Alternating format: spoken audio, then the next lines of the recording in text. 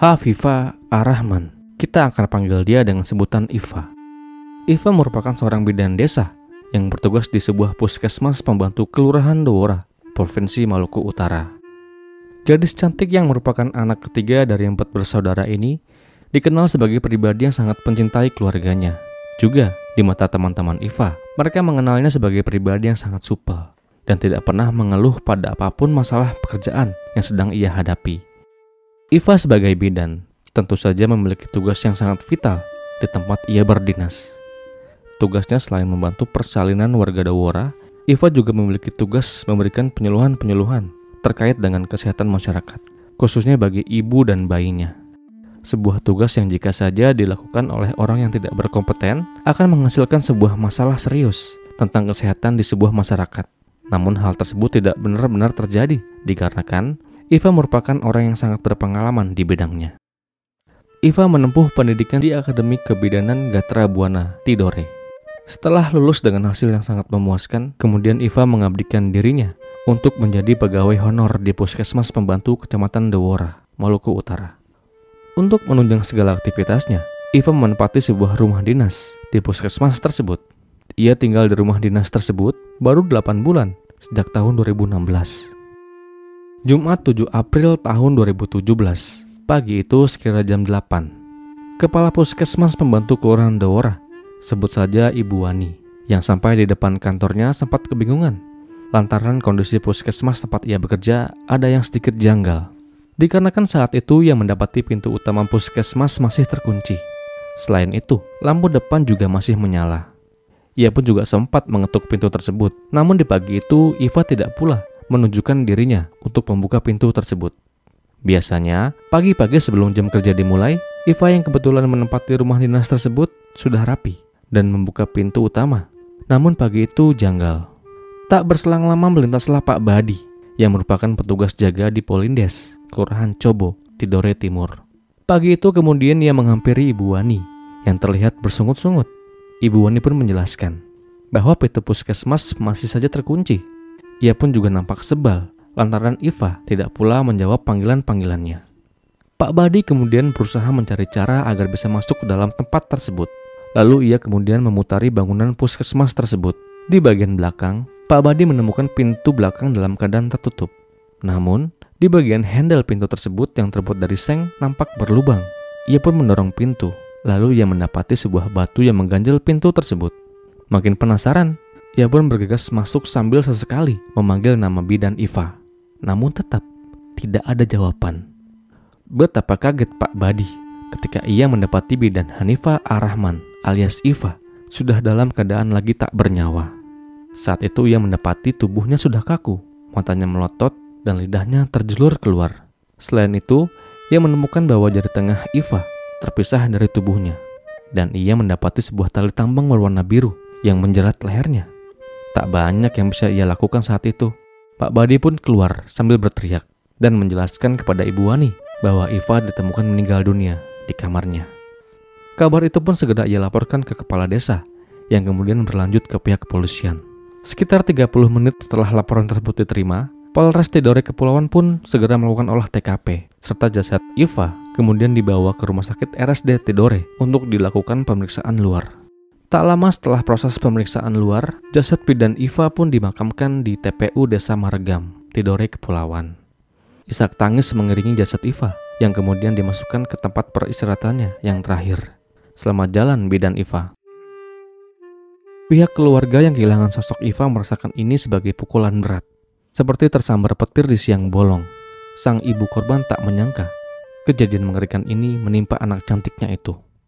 Pihak keluarga pun meminta pihak polisian agar segera mengusut kasus ini, serta mereka pun berharap semoga pelaku dapat segera ditangkap dan dihukum setimpal atas tindakan kejamnya tersebut. Bukan hanya keluarga korban, bahkan warga-warga yang tinggal di sekitar tempat di mana bidan Iva dihilangkan nyawanya juga menuntut pihak yang berwenang untuk segera menangkap pelaku dan menghukum seberat-beratnya karena telah mencoreng nama desa mereka yang terkenal damai tersebut. Warga kota Tidore Kepulauan geger di kala itu, sebab ini merupakan kasus pembunuhan pertama setelah berpisah dari Kabupaten Halmahera Selatan beberapa tahun sebelumnya. Dikarenakan ini merupakan kasus penghilangan nyawa pertama yang ada di kota Tidore Kepulauan, maka pihak berwenang yang mengusut kasus ini harus sangat berhati-hati dan teliti agar setiap bukti dan petunjuk yang mengarahkan pada pelaku dapat segera ditindaklanjuti. Berkat kerja keras Pak Polisi, akhirnya setelah 10 hari pelariannya, pelaku penghilangan nyawa bidan Iva berhasil diringkus di rumah orang tuanya di Desa Labuha, Kecamatan Bacan, Halmahera Selatan tanpa perlawanan. Pria yang berhasil diringkus tersebut adalah Musrat Hi Jafar, usia 20 tahun. Tak lama setelah Musrat berhasil diringkus, kemudian dengan menggunakan pesawat, ia kembali ke Tidore Kepulauan untuk dilakukan pemeriksaan lebih lanjut. Kabar bahwa telah ditangkapnya pelaku pembunuhan bidan Iva kemudian menyulut emosi warga yang sejak peristiwa tersebut dihantui teka-teki siapa pelakunya. Warga yang emosi kemudian secara beramai-ramai mendatangi rumah kakak pelaku yang berjarak sekitar 50 meter dari TKP. Rumah tersebut kemudian rusak dan dibakar oleh warga. Siapa pelaku? Dan lalu apa yang menyebabkan pelaku, Musrat Hi Jafar, tega menghabisi nyawa bidan Iva? Jadi begini. Musrat Hi Jafar, kita sebut dia dengan sebutan Musrat. Pria kelahiran tahun 97 ini merupakan warga yang tinggal di Desa Labuha, Kecamatan Bacan, Halmahera Selatan. Sehari-hari ia tinggal bersama orang tuanya di alamat yang sama. Suatu hari di bulan April tahun 2017, Musrat minta izin kepada ibunya untuk pergi ke Tidore. Di sana, ia akan tinggal di rumah kakaknya, tepatnya di Kelurahan Dowora. Dikatakan pula, saat ia berada di sana, selain ia berniat untuk main-main saja, Musrat juga ingin berniat mencari pekerjaan. Singkat cerita, setelah mendapatkan restu dari orang tuanya, berangkatlah Musrat menggunakan kapal menuju ke Tidore. Dan sampailah ia di rumah sang kakak. Di rumah itu tempat di mana Musrat tinggal, selain diisi oleh kakak beserta suaminya, juga rumah tersebut ditinggali oleh 3 orang anaknya, serta beberapa saudara pemilik rumah. Jadi totalnya ada sekitar 8 orang yang menghuni rumah tersebut. Dikarenakan tidak memiliki pekerjaan, Musrat pun ditawari pekerjaan oleh sang kakak iparnya untuk menjadi kuli bangunan. Karena kebetulan saat itu proyek di mana kakak iparnya bekerja sedang membutuhkan tenaga baru. Tanpa pikir panjang, ia pun segera menerima tawaran tersebut. Hari-hari setelah ia selesai bekerja, biasanya Musrat meluangkan dirinya untuk melihat-lihat situasi desa Dewora.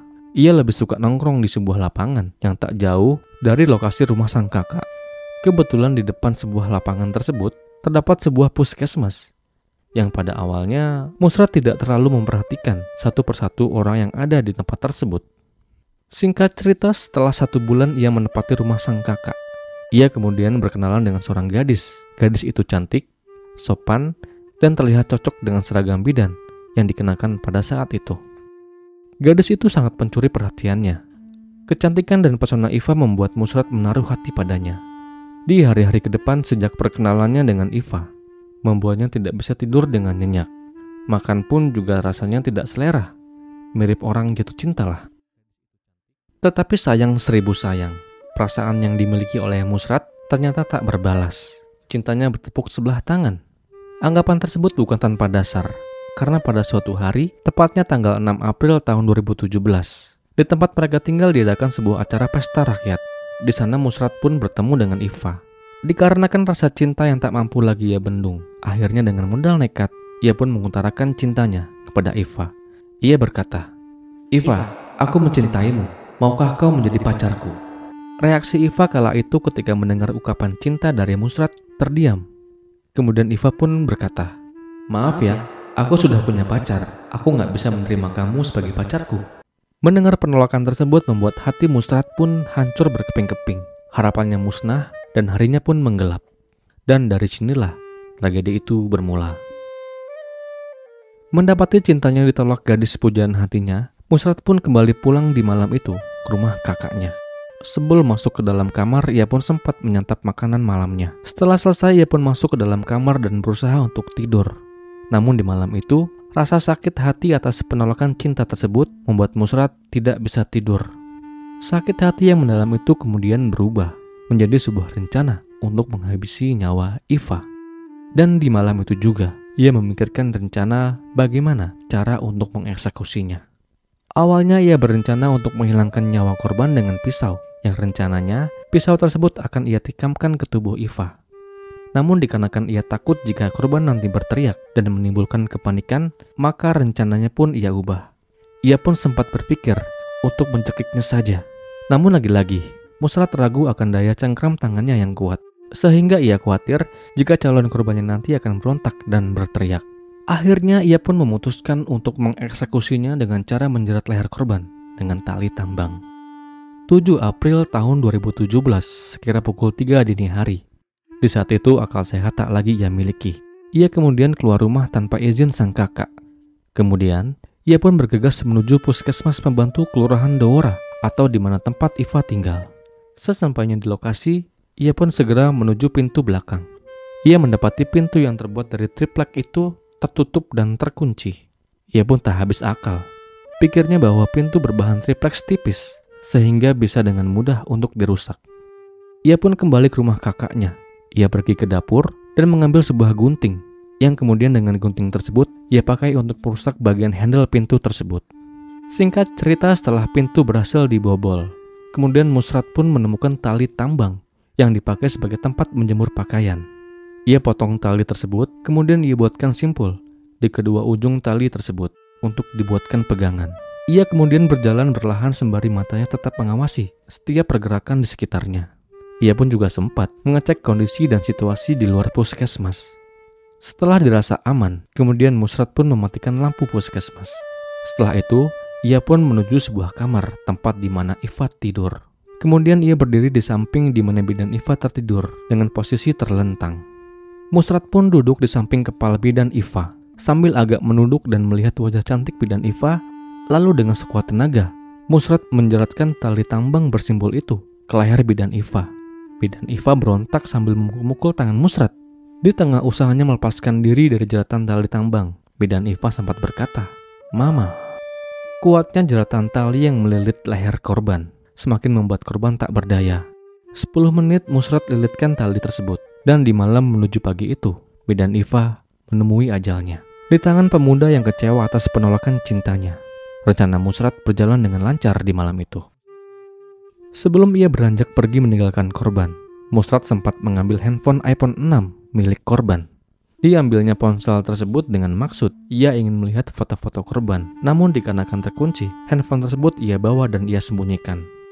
Keesokan hari setelah kejadian mengerikan itu terjadi, aktivitas Musrat berjalan seperti biasa. Ia berangkat dan pulang setelah selesai bekerja lewat puskesmas tersebut. Dengan tanpa berdosa, ia sempat bertanya kepada salah satu warga yang berkerumun di depan TKP. "Ada apa, Pak?" tanya Musrat. "Bidan Iva bundir," jawab seorang warga yang belum paham betul kejadian sebenarnya. Musrat yang paham dengan kondisi yang mulai tak kondusif. Lalu di hari yang sama, ia pun pamit untuk pulang ke rumahnya di Desa Labuhan, Kecamatan Bacan, Halmahera Selatan. Singkat cerita, dengan menggunakan kapal penyeberangan, sampailah ia di rumah orang tuanya. Sesampainya ia dari Tidore, tak lama sekira tanggal 13 April tahun 2017, Musrat kemudian melangsungkan pernikahannya dengan seorang wanita. Pesta meriah tersebut diadakan di Desa Swadai, Kecamatan Bacan Selatan, Kabupaten Halmahera Selatan. Kasus terbesar di kota Tidore ini sempat menjadi teka-teki. Bahkan polisi sempat mengekshumasi makam bidan Iva untuk mendapatkan bukti baru terkait kematiannya. Musrat kemudian dijebloskan ke rumah tahanan negara, Sausio. Reka ulang atas kasus penghilangan nyawa bidan Iva pun dilakukan di bawah pengawasan super ketat. Polisi yang berjaga dengan persenjataan lengkap itu nampak kewalahan menjaga jalannya reka ulang. Penjagaan super ketat itu terpaksa dilakukan untuk menghindari main hakim sendiri. Akhirnya reka ulang pun dilaksanakan dengan cepat dan hanya memeragakan inti dari kejadian di malam itu. Atas kejahatan luar biasa yang dilakukan oleh Musrat, akhirnya Majelis Hakim Pengadilan Negeri Sausio memvonis terdakwa dengan hukuman seumur hidup. Walau nyawa tak bisa digantikan oleh apapun, tetapi semoga hukuman ini pantas untuk mengganjar Musrat dengan kejahatannya. Dan kisah ini berakhir.